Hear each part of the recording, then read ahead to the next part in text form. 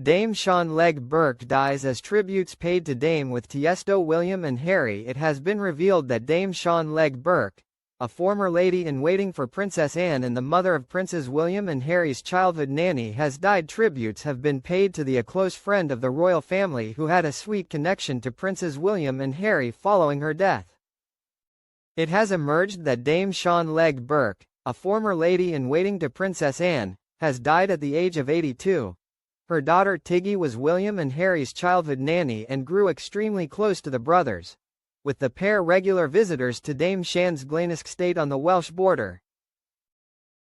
Dame Shan inherited the huge swath of land from her father, William Bailey, the 3rd Lord Glenusc, and was a pivotal figure in public life in Wales. Over the years, she had been the Lord Lieutenant of Powys, the High Sheriff of Powys, President of Save the Children in Wales, President of the Royal Welsh Agricultural Society and the National Federation of Young Farmers Clubs. Announcing her death, her devastated family said, "We are very sad to announce the death of the Honourable Dame Shan Legge-Bourke DCVOCSTJ, wodied peacefully at home surrounded by all her children. We are devastated to lose our mother. She was an inspiration to us all, and to many people she met over her years of service to Wales, and countless organizations and institutions she supported. A country girl at heart, she has left an indelible legacy at Glenusc, the wider countryside and beyond." In 2006, Dame Shan appeared in a 4-part documentary on BBC Wales called The Lady of Glenusc, where she was seen climbing on the roof of her home to clean the guttering and plucking pheasants with her 7 grandchildren. Her other daughter, Zara, remarked at the time, "She can drive a tractor better than any man I've ever seen and can reverse it through a narrow gap with a trailer on the back of it." Dame Shan had long been a friend of the royals, coming to know William and Harry well through her daughter, Tiggy, who once referred to the young princes as "my babies." Earlier this year, Tiggy's stepson Edward Pettifer was killed in a terror attack in New Orleans. He was killed in the early hours of New Year's Day when a rented SUV rammed into a crowd on the city's famous Bourbon Street. The 31-year-old, from Chelsea in West London, was the eldest son of Charles Pettifer, 59, a former Coldstream Guards officer who is now married to Tiggy, and Camilla Wyatt, 58, the daughter of a racehorse breeder. At the time, William paid tribute and said, "Catherine and I have been shocked and saddened by the tragic death of Ed Pettifer. Our thoughts and prayers remain with the Pettifer family and all those innocent people who have been tragically impacted by this horrific attack." Fresh blow for Andrew as more streets could be renamed in wake of Epstein scandal. A council in Renfrew has opened a consultation to rename Andrew Avenue in the wake of the scandals surrounding the former prince over his links to the late convicted pedophile Jeffrey Epstein. The former Prince Andrew could see a fresh blow as the disgraced Duke may be set to face even more losses. Andrew Mountbatten Windsor has already seen streets named in his honor renamed in the wake of his fall from grace, and even Morecald now have their names changed. A Scottish town is considering renaming streets with links to Andrew in the wake of the scandal surrounding his links with disgraced pedophile financier Jeffrey Epstein. A council in Renfrew, just outside Glasgow, has opened a consultation on changing the names of controversial streets following the removal of Andrew's royal titles. The debate comes as Andrew faces growing scrutiny and mounting pressure over his links with convicted sex offender Epstein. Andrew has consistently and strongly denied any wrongdoing. SNP councillor John Shaw said, "It's about one simple principle, that is giving the local residents a genuine choice over the name of the street they live on." Andrew Avenue in Renfrew was named, as I understand it, in the last 60s, early 70s. I can't be definitive on that, but, going by the maps, that's the timescale. Alongside neighboring streets Edward Avenue, Anne Avenue and Charles Avenue. At that time, these names were chosen to reflect the younger generations of the royal family who were then viewed very differently in terms of their public standing and future role. The context, the reputation, the expectations around one of these individuals were entirely different from what we know today. Since then, Andrew Mountbatten Windsor has had his titles removed by the Crown and faces significant national and international concern regarding his behavior and character.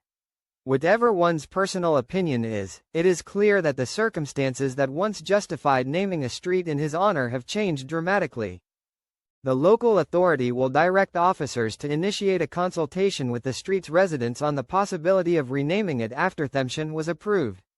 Councillor Shaw added at the meeting, "Let me be absolutely clear, this motion does not seek to rename Andrew Avenue, it doesn't impose a decision, it doesn't dictate an outcome.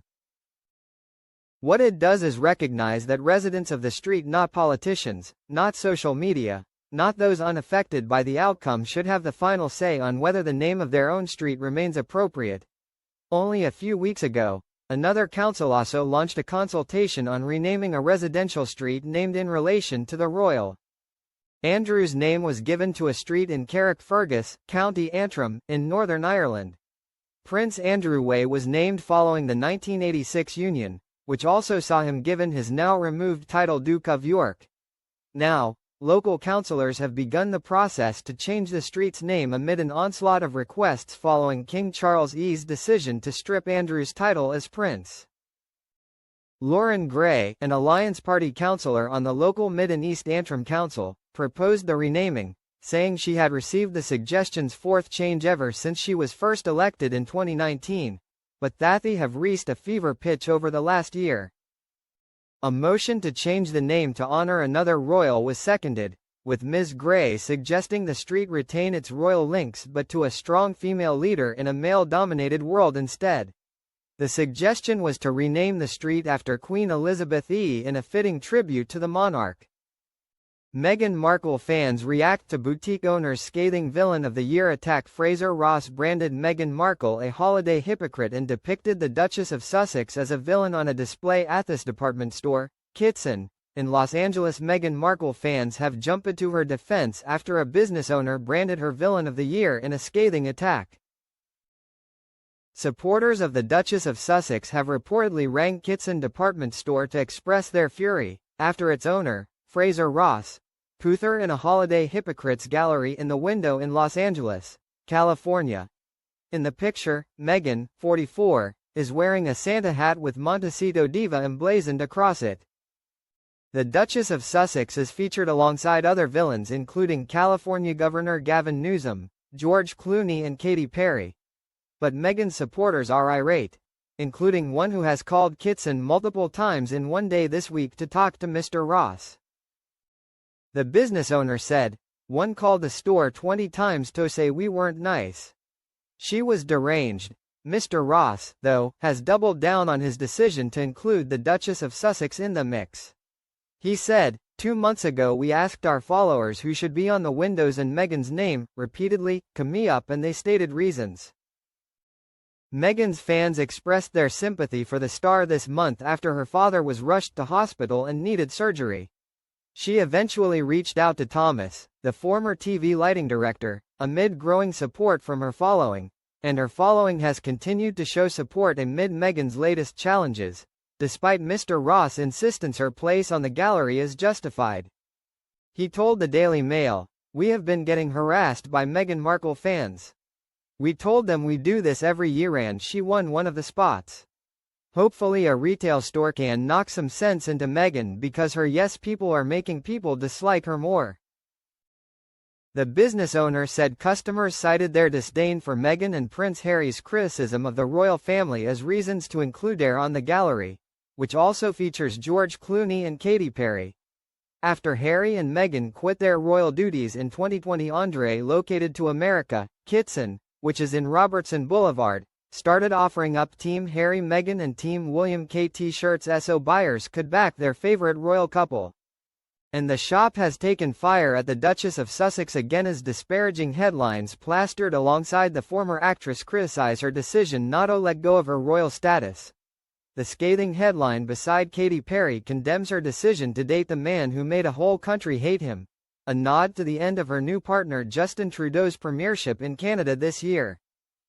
Sarah Ferguson devastated and virtual recluse as major career move tips. Sarah Ferguson could reportedly follow Prince Harry's footsteps with an explosive royal memoir, with sources claiming the Duchess of York is exploring a multi-million-pound book deal. Sarah Ferguson is reportedly devastated and has become a virtual recluse as he gears up for a significant career shift. Both Sarah, 66, and her ex-husband Andrew Mountbatten Windsor have been embroiled in controversy due to their connections with convicted sex offender Jeffrey Epstein. Andrew, 65, was stripped of his Prince and Duke of York titles, and the former couple are set to vacate their 30-room residence, Royal Lodge, next year.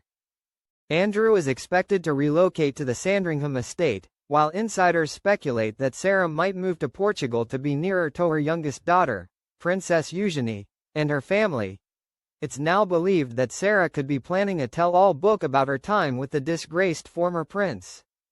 The Express previously suggested that such a deal could earn her millions of pounds. Emily Andrews, a royal expert for Woman magazine, suggests that Sarah's warts and all book could reveal the inner workings of the firm. This comes as Sarah is reported to have become a virtual recluse in recent weeks. A source confided in Emily, Sarah has been left devastated by the fallout from the Epstein email scandal. She's on edge, panicking, and has become a virtual recluse in the past weeks. She has nothing left to lose now, so she could easily sell another autobiography in the US. It worked for Harry. The Duke of Sussex is reported to have earned approximately £22 million, $27 million, from his controversial memoir. The book is said to have shifted over 3.2 million copies during its opening week, with 1.4 million sold across the UK, US and Canada on the first day alone. A source speaking to the Daily Express claims Sarah would be willing to spill everything in exchange for a nest egg for the rest of her life. They said, with no substantial income coming in, Sarah is now looking to follow in the footsteps of Prince Harry and is willing to pen a tell-all memoir about her time with Andrew and how she was treated by the royal family after their split. She has a lot of diaries and evidence of the backstabbing, scandals and cover-ups. For the right amount of money she is willing to spill everything, but she's hoping to make enough money that it will give her a nice little nest egg for the rest of her life. She wants somewhere in the region of £10 million and is actively open to offers. The insider continued, suggesting the former Duchess of York had previously relied on the generosity of friends and associates. However, they alleged these freebies had disappeared following the Epstein controversy. They added, money has never been an issue for Sarah. She spent more than she had and somebody else always picked up the tab. She's been very well taken care of over the years by various boyfriends, friends and acquaintances. Yet for the first time in a good while she is now seriously worried about how on earth she's going to maintain her lifestyle. She's too toxic to touch for every single brand and charity she'd previously worked with, and even the lavish freebies she used to be gifted have stopped.